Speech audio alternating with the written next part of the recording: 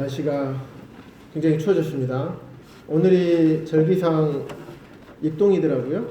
예, 겨울에 접어드는 그 날인데 저는 보다시피 한 입추의 옷을 입고 있는 것 같습니다.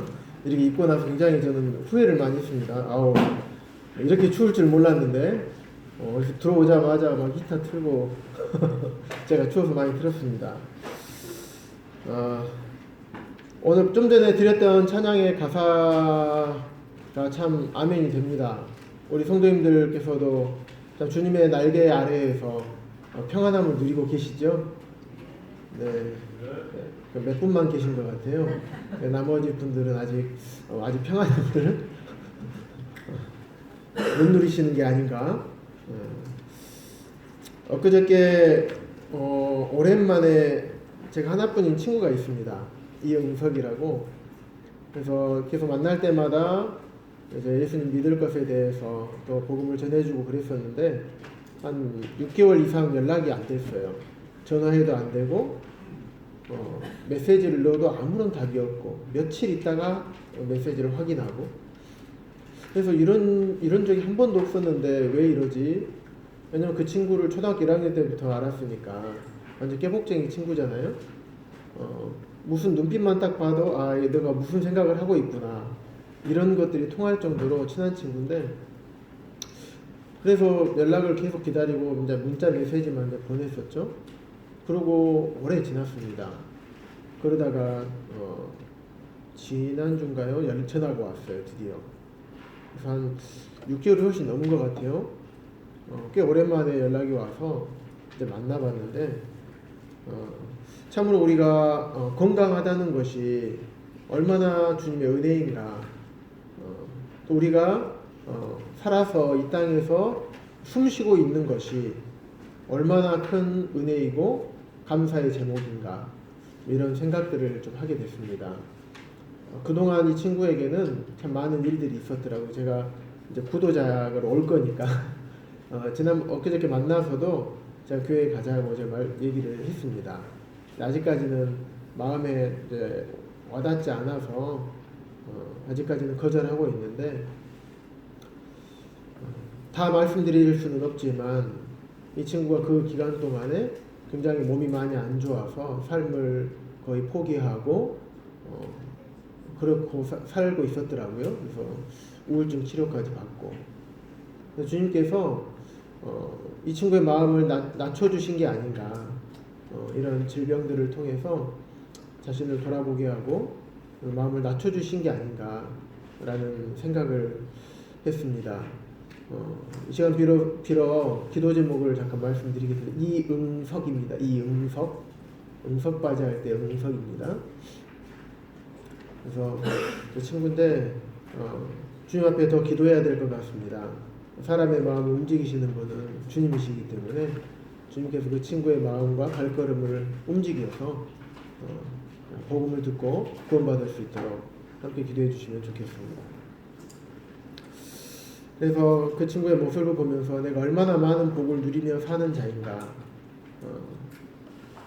그런 생각을 했습니다.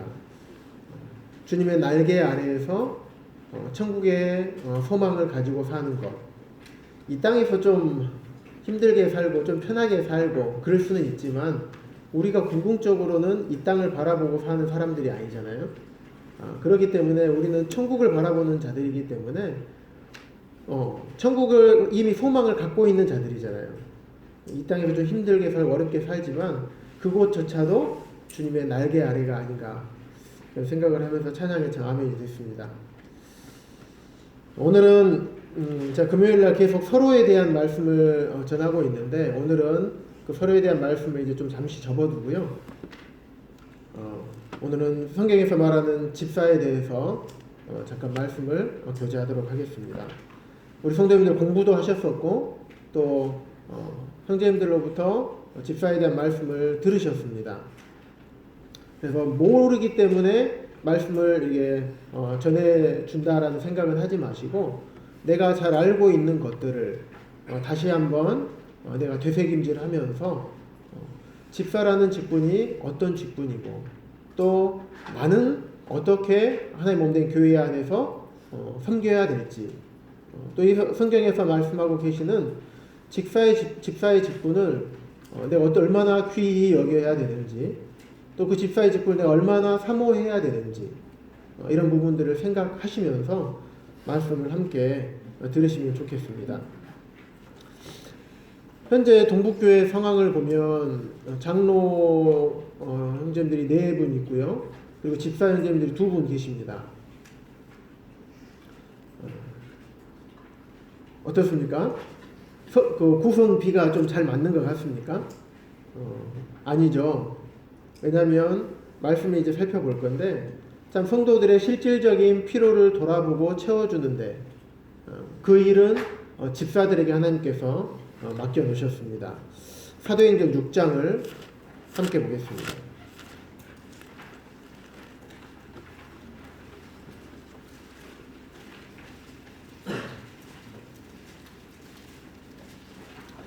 오늘 말씀을 통해서 집사를 세우게 된 배경이나 왜 집사를 세워야 되는지, 집사의 세운 목적, 또 집사의 역할이 무엇인지, 또 어떤 분들을 집사로 세워야 되는지, 그 자격, 집사로 잘 섬기는 자들에게 하나님께서 어떠한 상급을 줄 것을 말씀하고 계시는지, 이런 부분들을 시간이 되는 대로 나누기를 원합니다. 사도행전 6장 1절부터 4절까지 함께 교독하겠습니다. 제가 먼저 읽겠습니다. 그때 제자가 더 많아졌는데 헬라파 유대인들이 자기의 과부들이 매일의 구제에 빠짐으로 히브리파 사람을 원망하니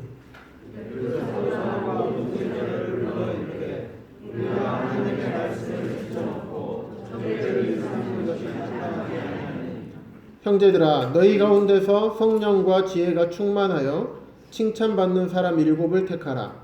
우리가 이 일을 그들에게 맡기고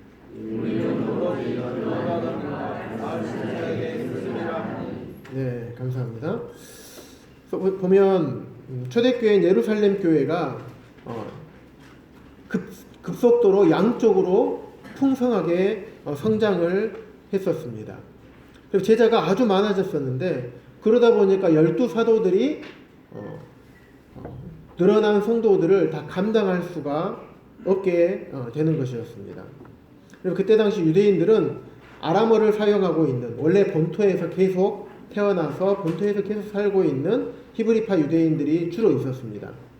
그런데 여기 많은 영혼들이 더해지면서 헬라파 유대인들, 아람어가 아닌 또 오리지널 토박이가 아닌 외국에서 살다가 온 유대인들, 그래서 헬라어를 사용하는 이 유대인들을 헬라파 유대인이라고 합니다. 이들이 이제 교회 안으로 들어오게 됐습니다. 그러다 보니까 언어도 다르겠죠. 기존에 있던 유대인들은 아람어를 사용했었는데 새로 구원받고 들어온 분들은 이제 헬라어를 사용한단 말이에요. 그리고 외국에서 살다 오신 우리 한국 사람들을 만나보면 어떻습니까? 언어도 약간 하고 표현도 약간 매끄럽지 못하고 그럴 뿐만 아니라 이 사고방식 자체가 조금 다릅니다. 그래서 굉장히 세상이나 어떤 일이나 어떤 일을 바라보는 안목이나 어떤 시야가 기존에 있던 분들하고는 조금 다른 경우가 좀 있습니다. 그래서 어찌됐든 이렇게 이처럼 약간 헬라파 유대인들은 약간 개방적인 이런 문화와 사고방식을 갖고 있었던 것 같습니다. 그에 반면에 보수적인 태생적으로 히브리 땅에만 있었던 히브리파 유대인들은 굉장히 좀 보수적인 부분이 있었습니다. 그러다 보니까 히브리파 유대인들과 헬라파 유대인들 사이에서 이제 조금씩 문제들이 발생을 하게 되는 것입니다. 특별히 초대교회 시대에서는 과부는 어떤 생계 수단이 없었습니다. 여자가 일을 한다거나 이래서 충분한 자기 생계를 마련할 수가 없었기 때문에 교회에서 그 과부들을 먹여 살리고 그들의 음식을 공급하고 물질을 공급하는 일들을 했었습니다. 그런데 그때 당시에는 히브리파 유대인들이 원래 본토에 있던 히브리파 유대인들이 재정을 관리를 하고 있었습니다. 하다 보니까 이제 헬라파 유대인들, 외국에서 살다가 온 유대인들에게, 유대인 과부들에게 음식이나 이런 재정들이 히브리파 유대인하고 동일하게 분배가 돼야 됨에도 불구하고 그런 부분에서 약간 불공평하게 지급이 됐던 것 같습니다. 그래서 1절에 있는 것처럼 헬라파 유대인들이 매일매일 구제를 받아야 되는데 그런 구제에 빠지는 경우가 종종 있었던 것입니다. 그래서 이 일로 인해서 예루살렘 교회에 문제가 발생되기 시작했습니다. 이런 일들은 어떻게 보면 현대 우리 동북교회도 마찬가지고 현대 어느 교회에서나 발생할 수 있는 문제가 아닌가 생각이 됩니다. 그래서 이런 문제들로 인해서 어떻게 보면 형제 사랑을 잘 확인해 볼 수 있는, 시험해 볼 수 있는 이런 시간들이었던 것 같습니다. 그래서 예루살렘 교회가 이런 아주 중요한 문제에 직면하게 된 것입니다. 사도들 입장에서는 이 문제를 잘 해결해야지. 그렇지 않게 되면 헬라파 유대인과 히브리파 유대인들이 이제 갈라서게 되는 경우도 생깁니다. 그렇기 때문에 사도들이 발벗고 이 일을 함께 기도하고 나서는 모습을 우리가 볼 수가 있습니다. 그래서 2절부터 보면요. 12사도가 드디어 움직입니다. 이런 문제들을 발견하고 12사도가 모든 제자들을 불러 이르되 성도들 다 불러 모았습니다. 그래서 우리가 하나님의 말씀을 제쳐놓고 접대를 일삼는 것이 마땅하지 아니하니. 왜냐하면 그때 당시 공궤하고 돌보고 이런 부분들을 다 사도들이 다 맡아서 했거든요. 그러다 보니까 말씀도 전해야 되고 기도도 해야 되는데 이게 우리의 본연의 임무이거늘 이거를 못하는 거예요. 왜냐하면 과부들이 많으니까 이걸 돌보고 막 하다 보니까 너무 일이 많은 거예요. 그래서 3절에 보면 형제들아 너희 가운데서 성령과 지혜가 충만하여 칭찬받는 사람 7명을 택해라. 우리가 이 일을 그들에게 맡기고 그리고 우리는 오로지 기도하는 일과 말씀 사역에 힘쓰리라 라고 말을 한 것이었습니다. 사도들 입장에서 이 문제가 어떻게 보면 그냥 뭐 그런 거 가지고 그러십니까 하고 넘어가고 이렇게 할 수도 있었지만은 사도들은 이 문제를 굉장히 심각하게 바라보았고 사도들이 바라보는 시각은 정확했다라고 여겨집니다. 왜냐하면 이런 파벌이 나눠지거나 이렇게 된다면 교회는 분열하게 되어 있습니다. 우리나라의 많은 여러 모임들도 보면요. 실질적으로 모임이 분가가 되는데 정상적인 분가는 어떻겠습니까? 성도들이 이렇게 많아져서 몇 사람만 이렇게 딱 분가를 하는 것이 아니라 원래대로 한다면 하나의 교회가 따로 나가서 교회 역할을 할 수 있을 정도로 그 인원이 구성이 되어서 나가는 것이 온전한 분가가 아닐까 생각이 됩니다. 그래서 분가를 하는 분들 중에 장로가 있어야 될 테고 분가를 하는 분 중에 집사들이 있어야 될 것입니다. 그래서 성도 수 예를 들면 500명 됐다 하면 150명이나 200명 정도가 아니면 100명 정도가 함께 모여서 하나의 교회가 되어서 나가서 파송이 되어야지 그게 성경에서 말하는 온전한 개척의 좀 아름다운 모습이 아닌가 생각이 됩니다. 그런데 우리나라의 많은 여러 모임들을 살펴보면 또 분가에 대한 공문을 받아보고 내부 사정을 들어보면 그렇게 기쁨 가운데 나가는 모임들도 있지만 그러지 못하고 대부분 여러 가지 불화나 이런 문제점들로 인해서 교회가 나눠지고 찢어지고 갈라지고 이런 모습들을 우리가 많이 보게 됩니다. 그래서 사도들이 이 문제를 바라봤을 때 굉장히 심각하게 바라보았던 것입니다. 그래서 모든 제자들을 불러 모아서 우리의 본연의 임무는 말씀을 기도하는 일과 말씀 사역에 힘쓰는 것이 우리의 일이다. 그렇기 때문에 성도들을 돌아보고 과부를 공개하는 일, 또 재정을 과부를 공개하려면 무엇으로 공개합니까? 음식으로 공개해야 되고 또 물질로 공개를 해야 됩니다. 이런 물질을 재정을 담당하는 일까지 우리가 다 할 수가 없다. 우리는 정말 기도하는 데 힘써야 되고 그리고 말씀 전하는 것.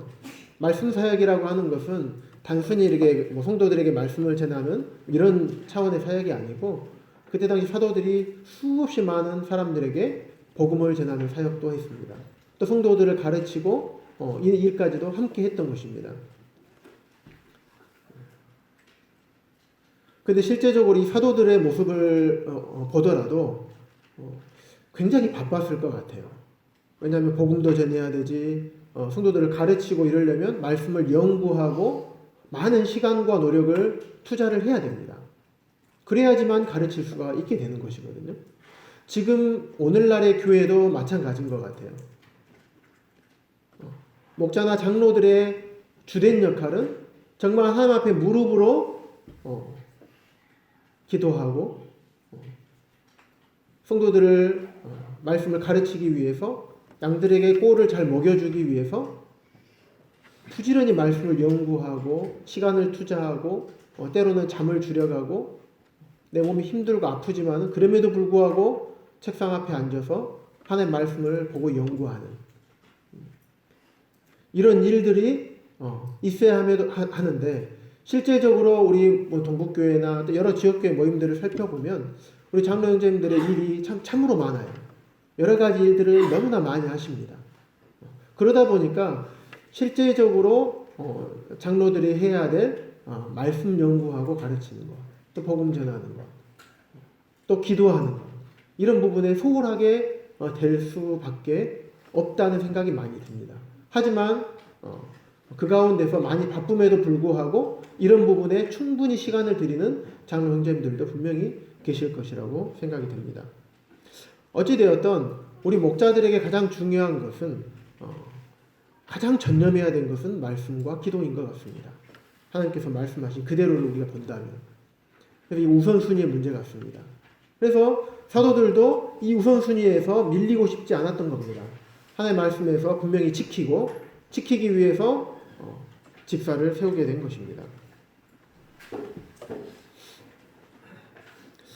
그래서 저는 최근에 저 같은 경우는 참 그전에도 기도는 한다고는 했었지만 최근에야 들어서 앞선 형제님들께서 사역은 어떻게 하는 거냐고 이야기를 하시면서 정말 사역이라는 것은 무릎으로 하는 거다. 이런 말씀을 제가 여러 번 들었었는데 요즘에 이 말씀을 뼈저리게 몸소 체험하고 있습니다. 참 그런 것 같습니다. 주님 앞에 기도하는 것이 얼마나 중요한지 이제서야 기도의 중요성을 깨닫고 있는 중입니다. 그래서 사도들의 사역은 주로 보면 기도하는 것과 말씀 사역, 주로 말을 하는 사역이죠. 그리고 집사를 뽑으라고 하는 것은 주로 행동으로 섬기는 일의 사역입니다. 이렇게 사도들은 집사를 세움으로써 사역을 분담을 하기를 원했던 것입니다. 그래서 집사를 세우게 된 배경이 여기까지입니다. 그러면 집사는 어떤 역할을 하는 직분인가? 집사는 보면 6절에 보면요. 사도들 앞에 세우니 사도들이 12사도들이 있겠잖아요. 그러면 이걸 머릿속에 상상을 한번 해보시기 바랍니다. 사도들이 딱 있으면 집사를 불러서 사도들 앞에 세웠습니다. 그리고 사도들이 기도하고 그들에게 안수를 했거든요. 그러면 성도들은 없었을까요? 성도들은 없었을까요? 있었을까요? 있었겠죠. 예루살렘 교회가 있었기 때문에 성도들 앞에서 집사들을 세우진 않았습니다.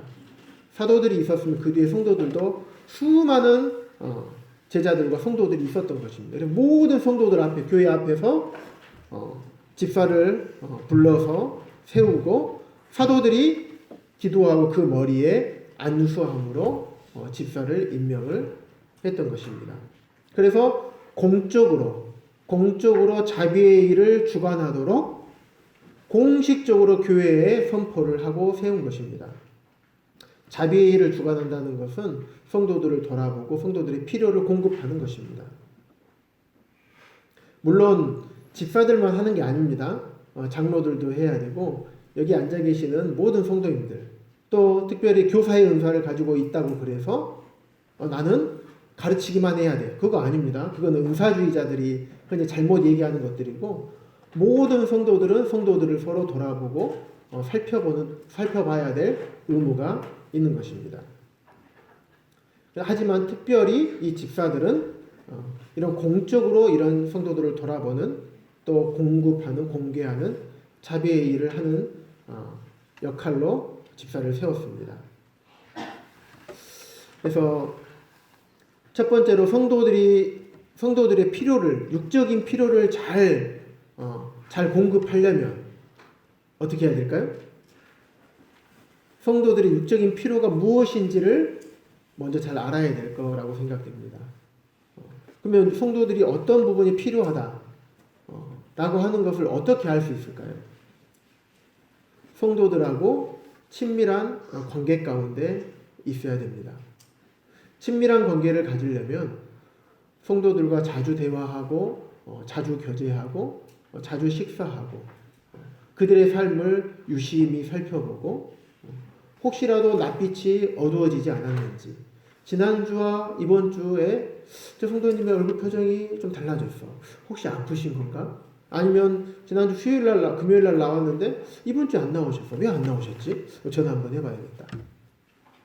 이런 꾸준한 관심 가운데서 성도들을 쭉 돌아봐야 될 것입니다. 또 가정을 각각 방문해서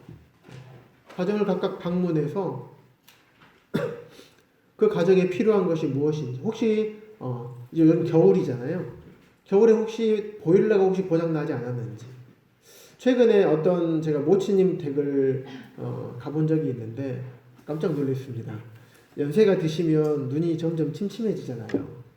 그런데 모치님 댁에 딱 저녁에 들어갔는데 불이 켜져 있어요.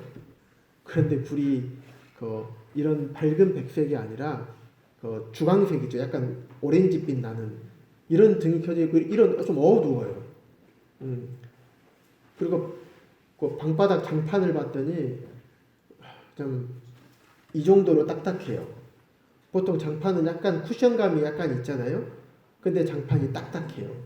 그리고 장판이 다 기스가 났고 까만 먼지나 이런 것들이 너무 많이 묻어 있는 거예요.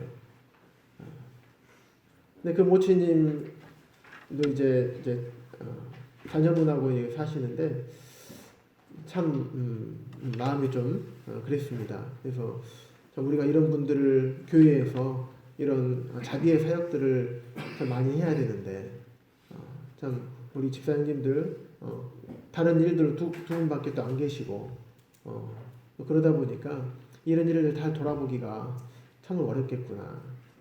교회가 앞으로 이런 부분에 대해서도 더 많이 기도하고 신경을 써야 되지 않을까. 그러면서 제가 올해 한 8월 달까지 그리고 작년 재정들을 쭉 살펴보니까 성도들을 공개하고 이런 필요를 채우는데 올해는 한 건 정도 좀 이렇게 지급을 한 것 같고요. 작년이나 이런 부분들이 많지 않더라고요. 전체 성도들의 연보를 비율로 했을 때 1%도 안 되는 것 같아요. 그래서 앞으로 우리 교회가 이런 부분에 대해서도 꾸준히 기도하고 신경을 더 써야 되지 않을까 그런 생각을 하게 됩니다. 그래서 성도들이 어떤 것들이 필요한지를 알려면 만나봐야 되고 찾아가 봐야 됩니다. 집사 형제님들이 이런 역할을 해야 되는 것입니다. 또 성도님들께서 헌신하신 재정을 또 지혜롭게 잘 사용할 수가 있어야 됩니다. 개인의 집에 가계부처럼 그렇게 개인 집 재정 사용하듯이 그렇게 사용하는 것이 아니라, 물론 믿음으로 때로는 재정이 없지만 사용해야 될 때는 믿음으로 사용해야 될 때도 있습니다. 하지만 물질을 너무 흥청망청 사용해도 안 될 것입니다. 이런 재정을 지혜롭게 사용하는 이런 역할도 집사들이 담당을 해야 됩니다. 이 시간은 말씀만 간단하게 막 딱딱하게 하는 것이 아니라 우리 동북교회에서 우리 성도님들과 함께 말씀을 나누는 자리니까 조금 더 편안하게 말씀을 좀 나누면 좋을 것 같습니다. 그리고 실제로 재정을 우리 집사 형제님들이 사용하는 데 있어서 많은 어려움들이 있는 부분들이 뭐냐면 장로 형제님들하고의 여러 가지 어려움이 있을 수가 있습니다. 제가 남원교회에서도 재정을 담당을 수년간 해오면서도 장로 형제님들하고 많이 이렇게 마찰이 좀 있었습니다. 왜냐하면 재정 담당하는 집사 형제님들은 재정을 오랫동안 담당을 하다 보면 언제 어떻게 재정이 들어가야 될 것인지 이것들을 쭉 다 꿰고 있습니다. 그런데 장로 형제님들은 어떤 필요를 보고 여기에 재정이 들어가야 된다라고 하면 이게 미리 상의하지 않고 우리 움푹움푹 하실 때가 있거든요. 그러면 이제 남원에 있을 때도 굉장히 이것 때문에 막 집사 형님들하고 좀 불편하다, 뭐 어쩌다 이렇게 서로 많은 이제 이야기들이 많이 오가고 약간의 트러블 아닌 트러블도 있었습니다. 근데 그런 것 같아요. 이런 교회 안에 일을 하다 보고 또 물질이나 재정을 관리를 하다 보면 이거는 필연적일 것 같습니다. 어쩔 수 없이 어느 정도는 부딪힐 수밖에 없다라는 생각이 듭니다. 그렇기 때문에 서로 미리 상의하지 않았더라도 이런 부분에 대해서 서로 용납해주고 그리고 다음에는 이런 부분을 잘 상의해서 하실 수 있도록 서로 간에 서로의 입장을 이해하고 사랑으로 받아주고 용납하고 이러면 서로 간에 잘 협력 관계에서 재정도 사용해야 되지 않은가 이런 생각도 해보게 됩니다. 그래서 집사 형님들과 일반적으로 장로 형제님들이 어떻게 보면 대부분 비슷합니다. 재정을 사용해야 되는 요소들 비슷한데 때로는 장로 형제님들이 바라보는 시각과 집사 형제님들이 바라보는 재정을 사용해야 되는 액수나 방향에 있어서 약간 시각의 차이가 있을 수가 있습니다. 그런데 이제 이런 부분이 서로 다를 수 있다는 것을 충분히 장로 형제님들도 집사 형제님들도 인식을 하고 이런 일들을 이런 직분을 수행을 하면 큰 문제 없이 큰 트러블 없이 즐거움 가운데서 기쁨 가운데서 할 수 있지 않을까 생각이 됩니다. 근데 이제 이런 문제들이 발생할 것들을 두려워해서 이런 부분들을 피하거나 그럴 것이 아니라 성경의 원리를 우리가 먼저 잘 살펴보면 참 좋을 것 같아요. 교회의 지도력이라는 것은 집사들에게 준 것이 아니라 장로들에게만 주어진 것입니다. 근데 또 그렇기 때문에 집사들은 무조건 장로의 결정에 따라야 된다. 꼭 그런 얘기는 아닙니다. 재정은 집사들에게 또 주님께서 맡기신 것입니다. 또 그렇게 되면 재정은 집사들이 무조건 마음대로 해야 되는 것이냐? 또 그것도 아닌 것입니다. 방금 읽었던 말씀들을 살펴보면 재정은 집사들이 담당하는 게 맞습니다. 하지만 장로는 하나님께서 장로들에게는 교회를 다스리는 임무를 주셨습니다. 다스리는 역할을 주셨습니다. 그 다스리는 역할 안에 집사들이 포함되어 있는 것입니다. 장로들이 재정을 좌지우지하진 않지만 집사들이 재정을 사용하고 집행하는 데 있어서는 장로들과 충분한 협의와 장로들의 관리 안에서 이런 부분들이 집행이 돼야 된다는 것입니다. 이런 원리적인 부분을 잘 이해하고 있으면 때로는 우리가 재정을 집행하고 집사님들이 집행하고 이런 데 있어서 큰 어려움과 문제들이 또 발생하지 않고 좀 부드럽게 진행할 수 있지 않을까 이런 생각도 해보게 됩니다. 그래서 제가 분별하는 것은 그렇습니다.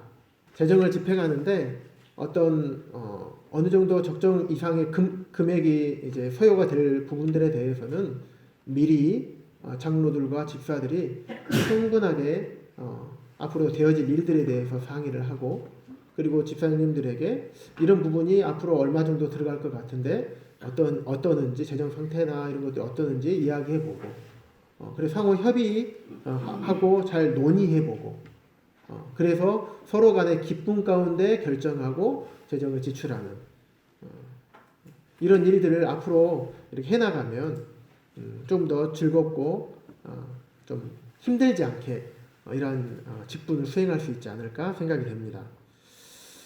그 다음에 두 번째는요, 집사들이 하는 역할은 말씀 사역을 함께 하는 것입니다. 집사들은 재정만 담당하는 게 아닙니다. 말씀 사역도 함께 하는 것입니다. 스데반이 사도행전 7장에 그 뒤에 보시면 스데반도 설교를 합니다. 스데반도 보면 스데반의 설교에 쭉 7장 전체를 쭉 보면요, 신구약에 아주 통달한 사람이었습니다. 그래서 스데반은 유능한 교사였거든요. 교사라 그래서 교사 연사를 가지고 있다 그래서 집사를 하면 안 된다, 그게 아닙니다. 그래서 말씀 사역도 집사님들이 함께 담당을 해주시는 것입니다. 또한 성실한 전도자였던 빌립도 있습니다. 집사들이 전도하는 일에도 함께 해야 되는 것입니다. 그 다음에 세 번째, 성도님들이 잘 아시는 것처럼 봉사의 일을 해야 되는 것입니다. 교회에서 여러 봉사 일들에 적극적으로 참여하는 역할을 해야 되는 것이에요. 우리 동북교회 우리 집사님들이 아주 잘하고 계시다고 저는 개인적으로 여겨집니다. 그런데 우리 집사의 역할, 이 봉사의 일에 대해서 우리가 생각을 해볼 때 일반적으로 집사의 역할을 하면 봉사의 일만을 생각할 수가 있습니다. 그런데 그렇지 않습니다. 정말 알렉산더 스트라코 형제님이 쓰신 성경에서 말하는 집사라는 책을 쭉 살펴보는데 거기에 그렇게 써져 있습니다. 집사는 건물 관리인이 아닙니다. 집사는 교회의 잡부도 아닙니다. 집사를 교회의 잡부로 만드는 것은 그들을 학대하는 것과 같습니다. 이렇게 나와 있더라고요. 참 맞다. 우리가 일반적으로 집사라고 하면 여러 가지 시설 고장난 거 있으면 일반 교파학교에서 사찰 집사님들이 있거든요. 사찰이라고 하는데 교회에서 월급을 주면서 교회 안에서 살 거처를 마련해 주고 거기에서 계속 거처하면서 교회 건물 관리를 하는 거예요. 여러 가지 모든 게 필요하고 고장나고 이런 게 있으면 다 그분께 말씀드리면 그분이 다 고쳐요. 근데 집사는 그런 분이 아니에요. 건물 관리인이 아닙니다. 건물 관리는 기술자들이 하는 겁니다. 교회의 잡부, 교회 여러 가지 일들은요, 거기에 관심 있는 성도님들이 하시면 되는 거예요. 거기에 능력이 있으신 분들이 하시면 되는 거예요. 뭐든지 집사님들 막 찾아가지고 그런 게 아닙니다. 또 집사들은 재정 출납만 입출금 하는 게 아닙니다. 입출금은 은행 CD기도 합니다. 어디 보내주세요. 그럼 은행 가서 뽑으면 됩니다. 집사들이 재정 출납만 하는 분들이 아니에요. 이거는 아무나 할 수 있습니다. 이런 역할이 만약에 집사의 역할이라고 한다면, 봉사의 일만 하는 것이 집사의 역할이라고 한다면, 우리 디모데전서 3장 한번 봐볼까요? 디모데전서 3장에 8절부터 13절까지 있는 집사의 자격 조건이 필요하지 않았을 것입니다. 물론 하나님의 모든 교회가 이렇게 말씀대로 집사를 공적으로 세우고 말씀대로 집사의 역할을 맡기고 이러는 모든 교회가 그렇게 하지 못하고 있는 것이 현실입니다. 실제적으로 우리나라 모임에 아주 많은 대부분의 모임이 이런 부분에 있어서 많이 연약함이 있는 것은 사실입니다.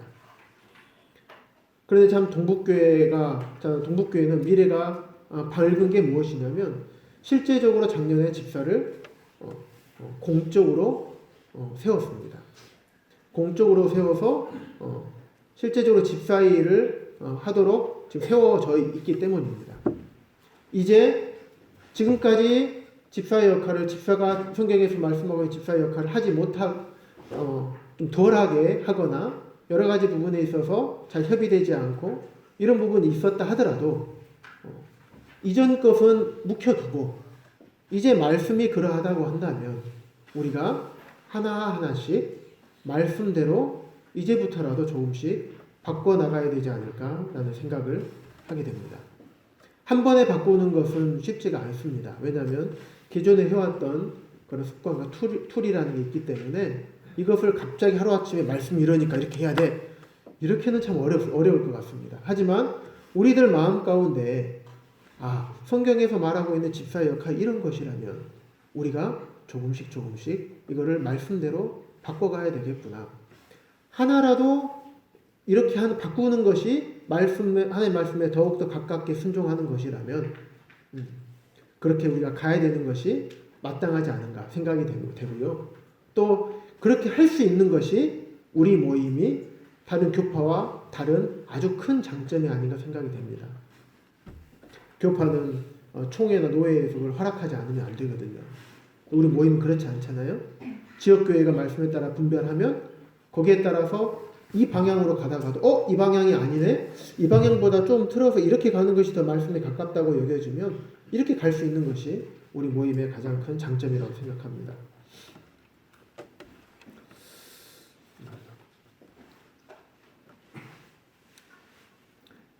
그래서 이렇게 성경에서 말씀하고 있는 집사의 역할을 교회가 공식적으로 인정해주고 집사가 집사의 역할을 할 수 있도록 교회가 바뀌어 가야 할 것입니다. 이런 교회가 하나님 말씀대로 움직이는 교회이며 또 우리 모임의 아주 중요한 장점이 아닌가 생각이 됩니다. 조금씩이라도 바꿔나가는 것을 주님께서 원하실 것 같습니다.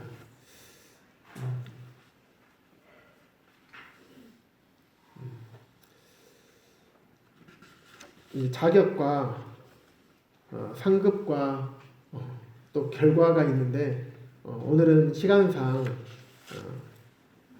여기까지만 하고요. 일단 자격에 대해서 아까 말씀을 폈기 때문에 디모데전서 3장 8절부터 13절까지 다 같이 한 목소리로 읽고 오늘 말씀을 마치도록 하겠습니다. 디모데전서 3장 8절입니다. 시작. 이와 같이 집사들도 정중하고 일부 이언을 하지 아니하고 술에 임박이지 아니하고 더러운 일을 탐하지 아니하고 깨끗한 양심에 믿음의 비밀을 가진 자라야 할지니 이에 이 사람들을 먼저 시험하여 보고 그 후에 책망할 것이 없으면 집사의 직분을 맡게 할 것이요 여자들도 이와 같이 정숙하고 모함하지 아니하며 절제하며 모든 일에 충성된 자라야 할지니라. 집사들은 한 아내의 남편이 되어 자녀와 자기 집을 잘 다스리는 자일지니 집사의 직분을 잘한 자들은 아름다운 지위와 그리스도 예수 안에 있는 믿음에 큰 담력을 얻느니라. 우리 동북교회 기도 제목을 성도님들 잘 아실 것입니다. 한 선생님께서 매월마다 사랑의 수고를 통해서 기도 제목을 정리하고 기록하시고 바꾸고 그래서 성도님들에게 나눠드리고 있습니다. 근데 이 기도 제목에 보면 네 번째 기도 제목이 일꾼들이 때를 따라 세워지고 충성스럽게 일하도록 이라는 기도 제목이 있습니다. 동북교회 집사 형제님들이 또 우리 장로 형제님들과 지난 수요일 날 잠깐 교제를 했습니다. 그래서 최소한 한 분 이상은 더 현재 두 분이 계시는데 최소한 한 분 이상은 더 세워져야 되지 않는가라는 생각을 하면서 장로들이 더욱더 이 부분에 대해서 기도하기로 했습니다. 그래서 우리 성도님들께서도 특별히 이 집사를 세우는 이 일을 위해서 우리 전 성도님들이 한 마음이 되셔서 함께 기도해 주셔서 합당하게 세우는 것이 굉장히 중요하잖아요. 왜냐하면 집사를 세우는 것은 결코 일꾼이 없어서 일꾼이 필요하기 때문에 집사나 장로를 세우는 것이 아니잖아요. 자격 조건에 합당한 자들을 세우는 거지 필요하기 때문에 많이 부족하고 뭐 이러더라도 말씀에 맞지 않음에도 불구하고 세우는 것. 지금 우리가 이거 피해야 되지 않겠습니까? 또 때로는 어떤 성도들이 어떤 형제님이 더욱더 주님 앞에 잘 섬기게 하기 위해서 위로와 격려 차원에서 세우는 것.